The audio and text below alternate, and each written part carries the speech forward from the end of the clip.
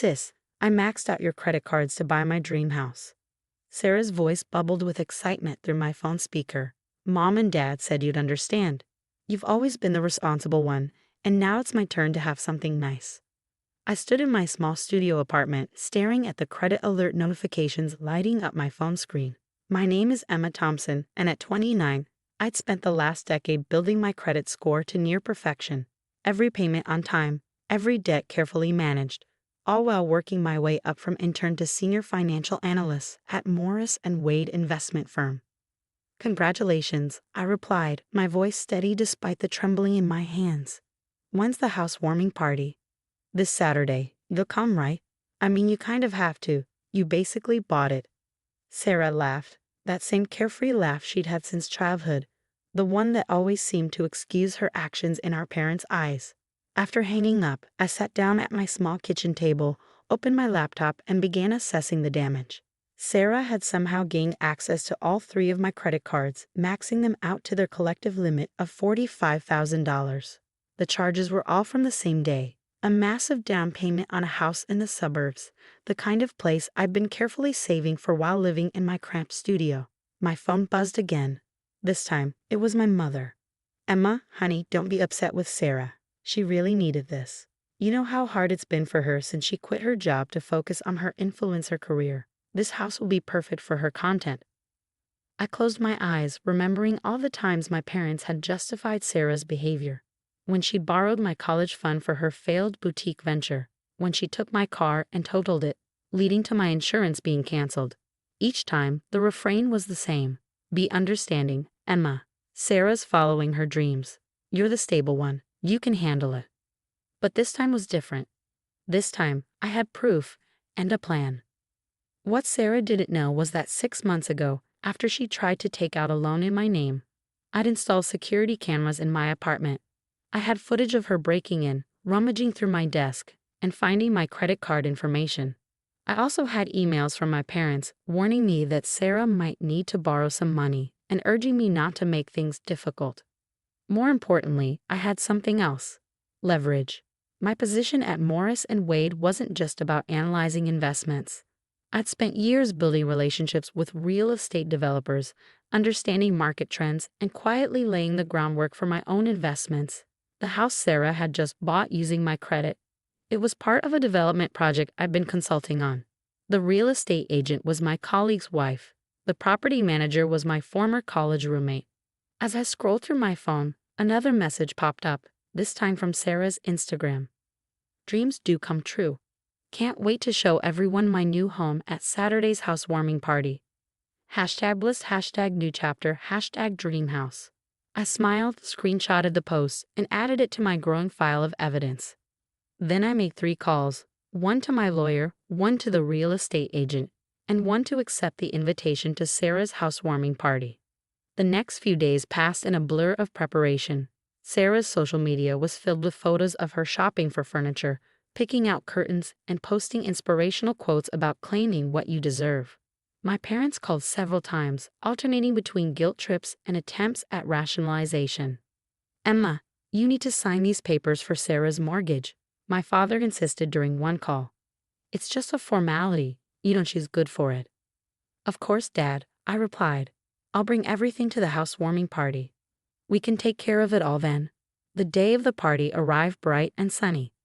I parked my modest car among the luxury vehicles lining the suburban street, watching Sarah flit from guest to guest in a designer dress that probably cost more than my monthly rent. Our parents stood proudly by her side, beaming as she showed off the granite countertops and custom cabinetry.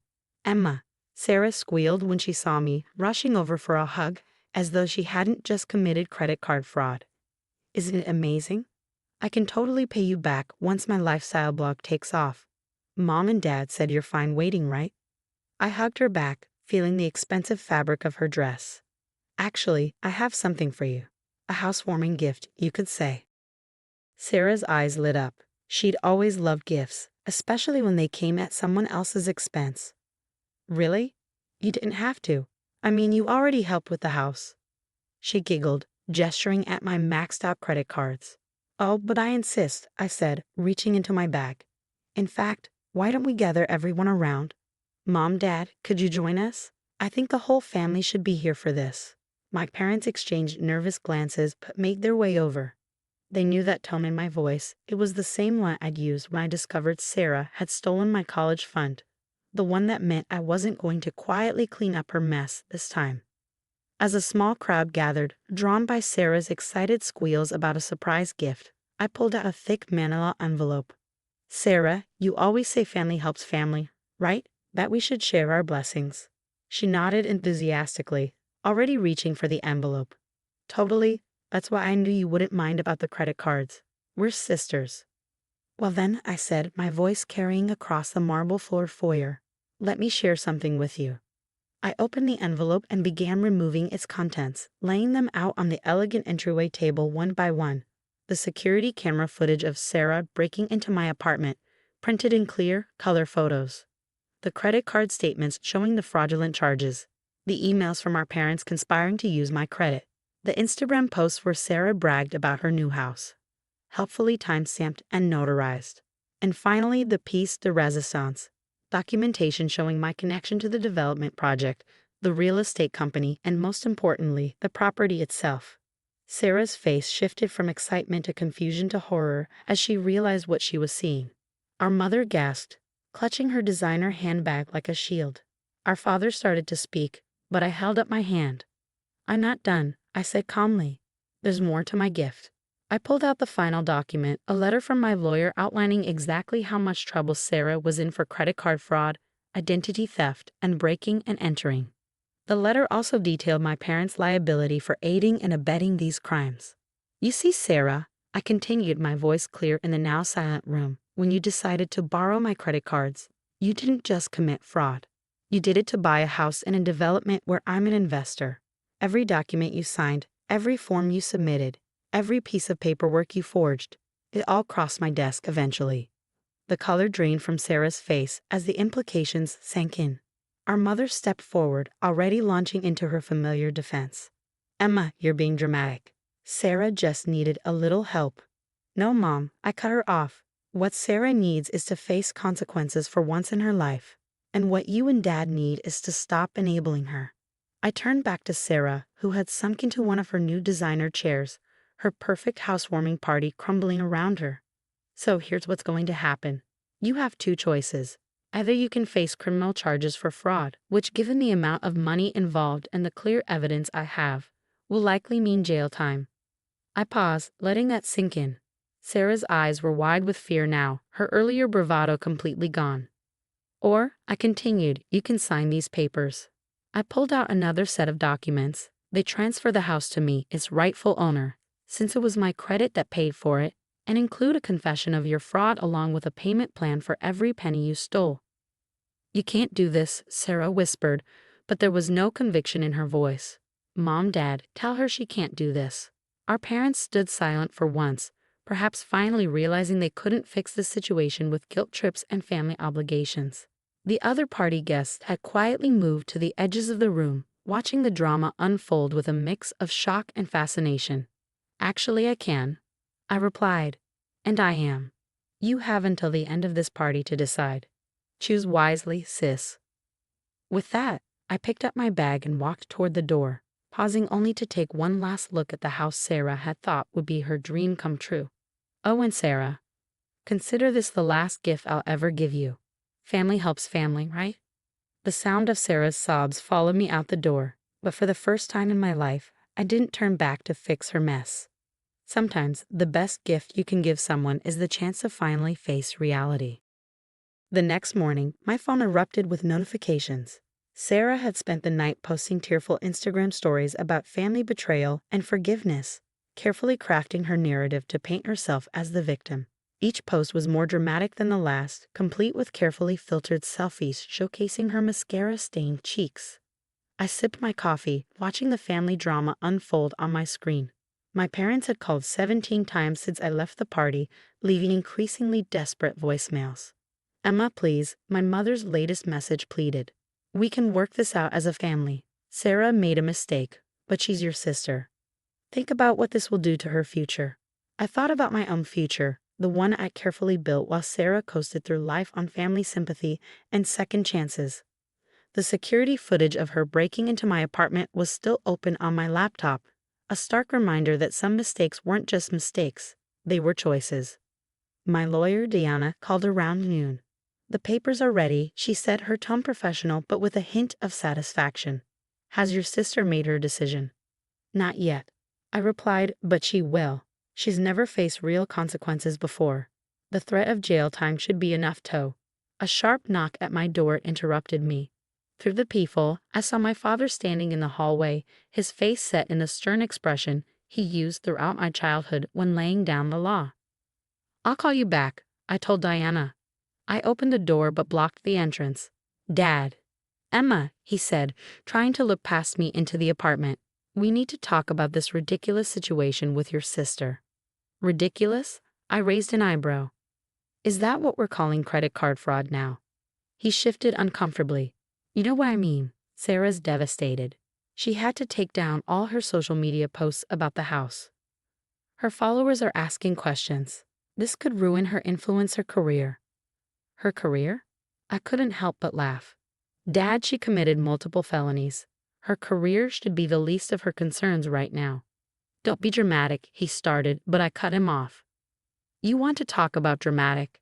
Let's talk about the emails you and Mom sent encouraging Sarah to borrow my credit cards. Let's discuss how you plan to have me sign mortgage papers under false pretenses. Should we call Diana and review the legal implications of conspiracy to commit fraud?" The mention of my lawyer made him pause. For the first time, I saw a flicker of fear in his eyes. "You wouldn't really press charges against your own sister." "Why not?" I met his gaze steadily. "She wouldn't really steal from her own sister, right? You wouldn't really help her do it, right?" He ran a hand through his graying hair, and suddenly he looked older, smaller somehow. The authority figure who had always sided with Sarah, always found a way to excuse her behavior, was finally facing the reality of their choices. "What do you want?" he asked quietly. "I want Sarah to sign the papers," I said. "I want her to take responsibility for once in her life, and I want you and Mom to stop enabling her. And if we don't—" I pulled out my phone, showing him the folder of evidence I'd compiled. "Then I let the law handle it. Your choice, Dad, just like it was your choice to help her steal from me." He left without another word, but I knew this wasn't over. Sarah had never accepted consequences gracefully, and our parents had never stopped trying to shield her from them. Sure enough, by evening, Sarah launched a new offensive. She showed up at my office, tears flowing perfectly down her cheeks, dressed in a somber outfit that probably cost more than the credit card payments she'd never made. "Emma, please," she sobbed as my colleagues tried not to stare. "I know I messed up, but I can't go to jail. What about my followers?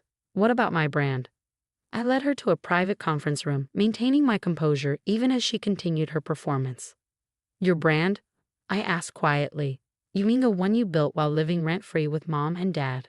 The one you financed with stolen money and family guilt?" "That's not fair," she protested. "I'm trying to build something. You've always had it so easy. Your perfect job, your perfect credit score. Some of us have to take risks to succeed." "Risks?" I opened my laptop, pulling up the security footage. "Is that what we're calling breaking and entering now?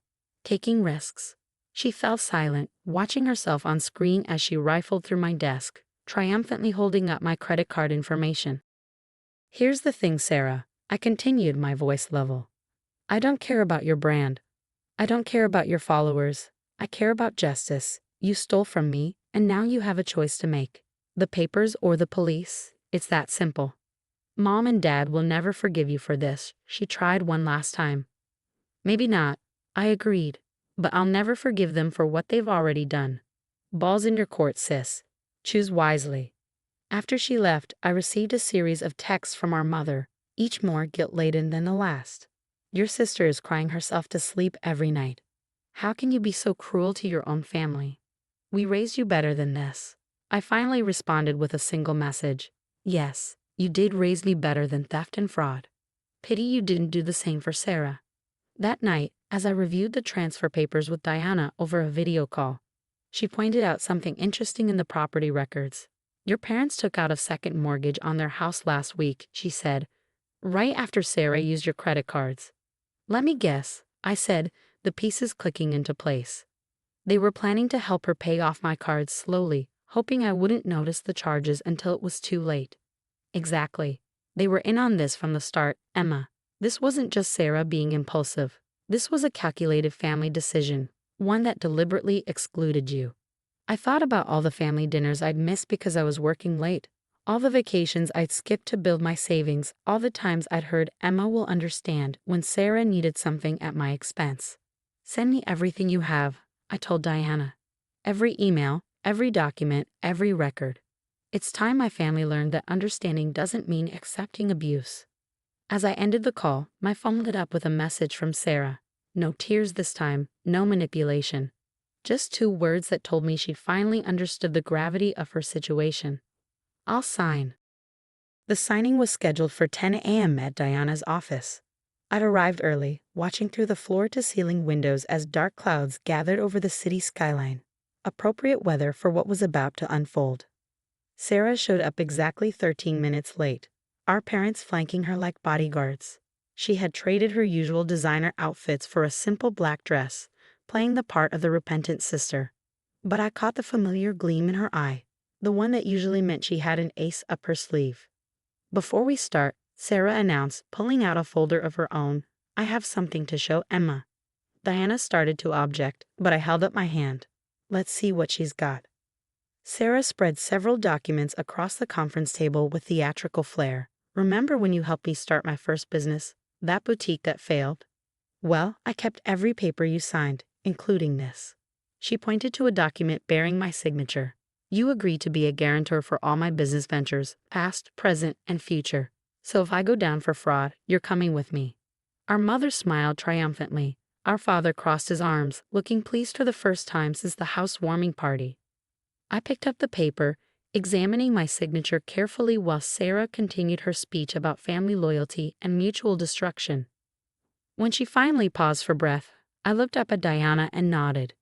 Show them, I said quietly. Diana opened her laptop, turning it to face my family. On the screen was a video from 6 years ago, security footage from my first apartment. It showed Sarah at my desk, practicing my signature over and over, getting better with each attempt. I knew about the forgery, I said, my voice steady. I've known about every document you've faked in my name, every signature you've practiced, every scheme you've planned. Why do you think I installed cameras in the first place? Sarah's smug expression cracked. You're bluffing. This isn't. October 15th, 2019, I cut her off. You broke into my apartment while I was at work, used my computer to print blank contracts, and spent 2 hours perfecting my signature. I have it all on video, just like I have footage of you stealing my credit card information last week. I turned to her parents, who had gone very still, and I have every email you sent encouraging her, every text message planning how to hide the theft, every piece of evidence showing this wasn't just Sarah acting alone. This was a family conspiracy. Why didn't you stop her? My mother whispered. If you knew all along. Because I needed to know how far you'd go, I replied. I needed to understand if there were any limits to how much you'd let her take from me. Apparently, there weren't. Diana cleared her throat, sliding the real transfer papers across the table. Your attempt at blackmail has been noted and added to our evidence file. Now, shall we proceed with the original agreement, or would you prefer to take this matter to court? Sarah's hands trembled as she stared at the papers. The fake documents she brought lay forgotten, her failed power play hanging heavy in the air. Sign them, our father said suddenly, his voice gruff. Sign them and let's end this. Dad, Sarah turned to him in shock. But you said. I said we try it your way, he cut her off. It didn't work. Sign the papers before your sister decides jail time is better than a payment plan. I watched as Sarah's world crumbled around her. The sister she'd thought she could manipulate, the parents she'd expected to fix everything. The schemes she'd always relied on, none of them were working anymore. With shaking hands, she picked up the pen. Her signature was nothing like mine, messy, uncertain, real. As Diana notarized the documents, my mother made one last attempt. Emma, please, we can still fix this as a family. Sarah will pay you back slowly. We'll all work together. No, Mom, I said firmly. We're far past that now. This isn't about money anymore. This is about consequences. What do you want from me? Sarah asked quietly, looking younger than I'd seen her in years. I want you to grow up, I replied. I want you to learn that actions have consequences. And I want you to understand that family doesn't mean being a doormat for abuse. I gathered my copies of the signed papers, nodding to Diana. The house will be listed for sale next week. The proceeds will pay off my credit cards and cover the legal fees. Whatever is left will go toward your debt. You have 5 years to pay back the rest. And if I don't? Some of Sarah's defiance had crept back into her voice. Then I take everything. The evidence goes to the police, your influencer career becomes a cautionary tale about fraud, and mom and dad face charges as accessories. Your choice, just like always. Only this time, I won't be around to save you from the fallout. As I walked out of Diana's office, I heard my mother start to cry and my father try to comfort Sarah.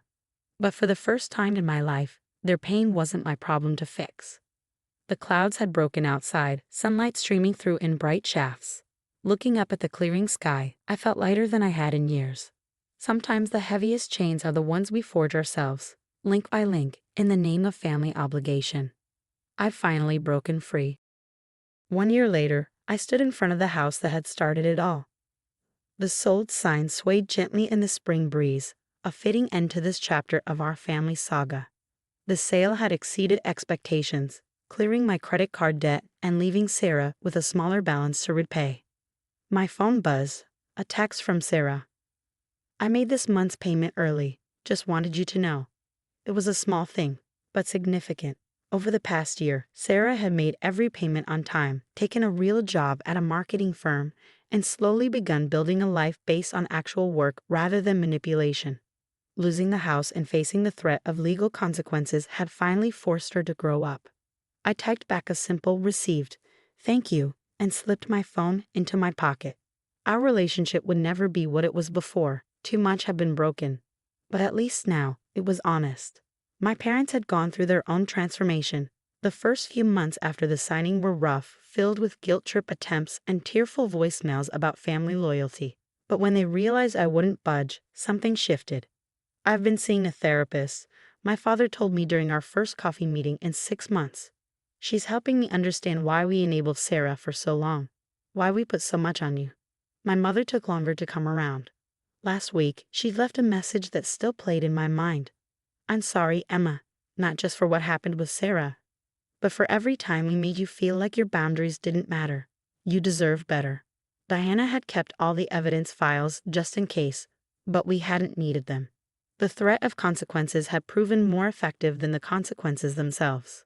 The house's new owners were a young family with 2 kids. Sometimes I drove by and saw them playing in the yard, making the home their own. It felt right somehow. The house that was supposed to be Sarah's influencer backdrop had become someone else's genuine dream. My own life had changed too. The promotion I'd been working toward came through, partly because of how I'd handled the investment property situation. You showed excellent judgment and risk management skills, my boss had said. That's exactly what we need in a chief investment officer. I used part of my new salary to buy a small but elegant condo overlooking the city. No security cameras this time. I didn't need them anymore. The people who might have betrayed me had learned their lesson. Sarah's influencer career had taken a hit when she suddenly went quiet about her dream house. But she'd adapted. Her new content focused on financial responsibility and learning from mistakes. Ironic, but at least it was authentic. Your sister's latest post actually made sense. My colleague James mentioned during lunch. The one about how family love shouldn't require sacrificing your self-respect. I'd seen the post. Sarah had written about our situation without naming names, admitting her mistakes and sharing what she'd learned. The comments were filled with similar stories of family financial abuse and the courage it took to stand up to it. Today, standing in front of the sold house one last time, I felt closure. My phone buzzed again. A calendar reminder for dinner with my parents tonight. We'd started having monthly dinners, just the 3 of us. No Sarah, no drama, just slowly rebuilding trust. They were different now. Their blind support of Sarah had been replaced by a more balanced understanding of family dynamics. They'd even started paying back their share of the money they'd helped Sarah steal without being asked. We want to make it right, my father had said. Not just the money, but everything. As I turned to leave, I caught my reflection in the car window. I looked stronger somehow, more certain. The woman who had let herself be used in the name of family obligation was gone, replaced by someone who understood that real love didn't require self-sacrifice. My mother had asked me recently if I regretted pressing charges, if I thought I'd been too harsh. I told her the truth. Sometimes the kindest thing you can do for someone is let them face the consequences of their actions. Sarah had needed to learn that lesson. So had they. I started my car, taking one last look at the house in my rearview mirror. The sold sign caught the afternoon light, glinting like a promise kept. A year ago, this house had symbolized everything wrong with my family: the theft, the lies, the manipulation. Now it represented something different: the courage to stand up for yourself, even when it hurts. As I drove away, I smiled. Sometimes happy endings don't look like what we expect. Sometimes they look like boundaries enforced, lessons learned, and new beginnings built on honest foundations. My phone buzzed one last time. A message from Diana.